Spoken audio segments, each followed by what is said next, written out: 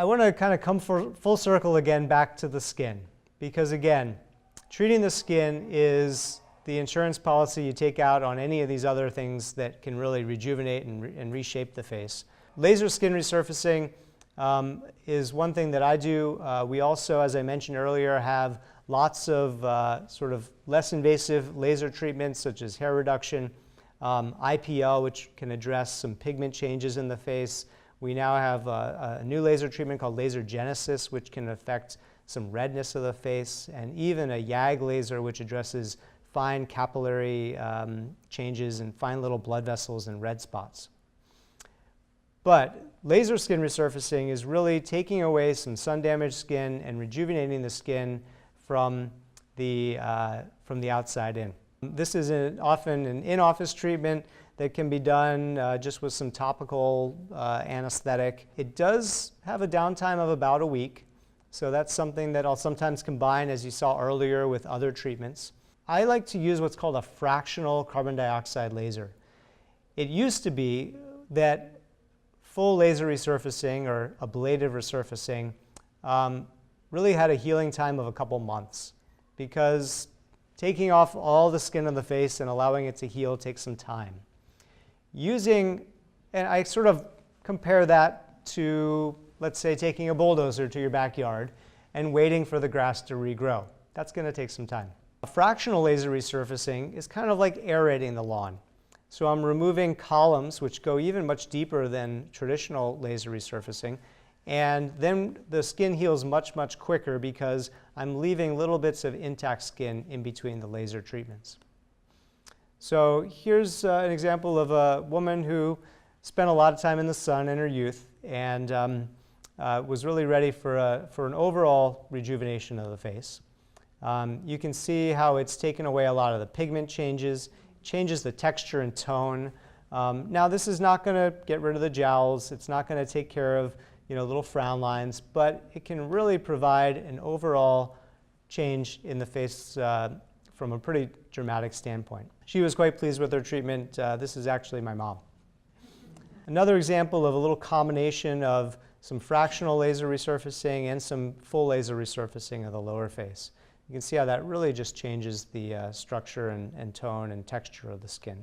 Well, we covered a lot, and I do want to open up for any other questions that you might have, but I do have a few other little treats for you guys as well tonight. So one of the things that I always prepare people for, specifically with laser resurfacing, is the potential of reactivating some latent virus activity. And before all these treatments, I do start people on an antiviral type medication before treatment. Upper lip lines are one of the most common things that I treat, and there's a lot of different modalities that I use, including fillers. So filling the lips is not just for the red lips to look like Angelina Jolie or something thereof, but also to treat some of the lines around the lips. Treating the skin from the outside in can be really helpful to address some of the fine lines and wrinkles of the lips. And then sometimes surgery is necessary.